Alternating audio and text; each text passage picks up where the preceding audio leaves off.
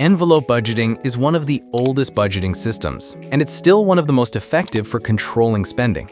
The idea is simple. You divide your income into different categories using envelopes. Each envelope represents a spending area, like rent, groceries, or entertainment. When an envelope is empty, you stop spending in that category. It's powerful because it forces you to be intentional. You see where your money is going. But it can be hard to manage with digital payments. Still, even if you use a digital version, the mindset works the same. Spend only what's been allocated. The 50-30-20 rule is one of the simplest modern budgeting formulas. You divide your income into 3 categories: 50% for needs, like rent, groceries, bills; 30% for wants, things that make life enjoyable, like going out or streaming subscriptions; and 20% for savings or debt repayment. So if you earn $2,000 a month, $1,000 covers essentials, $600 covers wants, and $400 build your future. It's great for beginners who want balance without complex tracking. The limitation is that your living costs may not always fit neatly into 50%, so it's better seen as a flexible framework, not a strict rule. Zero-based budgeting takes budgeting to a deeper level. Here, you give every single dollar you earn a specific purpose, whether that's bills, savings, entertainment, or investments. If you make $3,000 a month, you don't stop budgeting until every dollar is assigned somewhere, leaving a balance of 0 at the end. It doesn't mean you spend everything, it means every dollar has a job. This method builds incredible financial awareness. You always know where your money is going and why. But it takes effort. You'll need to review your budget often to stay on track.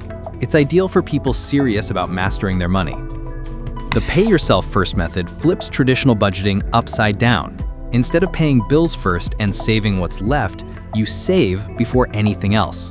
The first thing you do when money comes in is pay your future self by moving a fixed portion to savings, investments, or an emergency fund. Then you use the remaining money for living expenses. It's one of the best methods for building wealth over time because it turns saving into a habit, not an afterthought. Even if you start small, say 10% of your income, consistency is what makes it powerful. Reverse budgeting works similarly, but with even less structure. You decide how much you want to save or invest each month, let's say $500, and whatever's left, you can spend however you like. No detailed categories, no constant tracking. It's simple and stress-free. This method is perfect for people with a steady income and good self-control. But if you're still learning to manage money, it can lead to overspending since you're not monitoring categories closely. Line item budgeting is all about precision. You list out every expense: utilities, internet, groceries, fuel, clothing, even your daily coffee, and assign an exact amount to each. It's one of the most detailed methods out there. You'll know exactly where your money goes down to the smallest detail. It's incredibly effective for people trying to cut costs because it reveals spending patterns clearly. The downside? It takes time. You have to update it regularly and be honest about every expense. It's the method for people who want total control. The 80-20 method is based on the Pareto principle, the idea that 20% of your actions create 80% of your results. In budgeting, that means saving or investing 20% of your income and using the other 80% for everything else. It's a lightweight system that works well for people who don't want complicated rules. The goal is to build consistency. If you can always set aside that 20%, you're already doing better than most. It's not about perfection, it's about momentum. Over time, you can adjust that 20% to 25% or even 30% as your income grows. Proportional budgeting lets you design your own percentages based on your lifestyle and financial goals.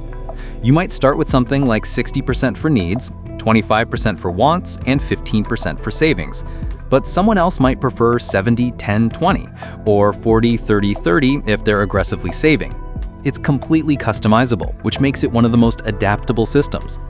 This method teaches flexibility. It changes as your income or priorities change. It's ideal for people who already have some budgeting experience and want more control over how they structure their money.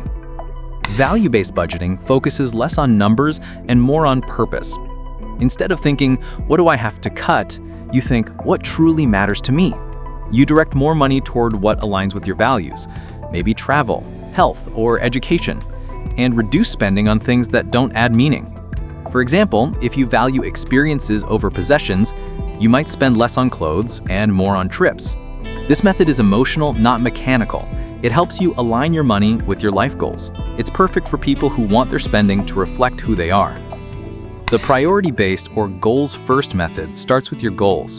Instead of dividing your money into fixed percentages, you build your budget around what you're trying to achieve. Maybe your top priority is building an emergency fund, paying off debt, or saving for a business. You focus your income towards those goals first, then fund everything else with what's left. It's great because it keeps you focused. Every dollar you spend is linked to a goal. The trade-off is that it can feel restrictive while you're still reaching those big milestones. Every budgeting method works, but not everyone will work for you. Some give structure, some give flexibility, and some help you connect emotionally to your spending. The best system isn't the one that looks perfect on paper, it's the one you'll actually follow. Start simple, experiment, and adjust until money feels like a tool you control, not something that controls you.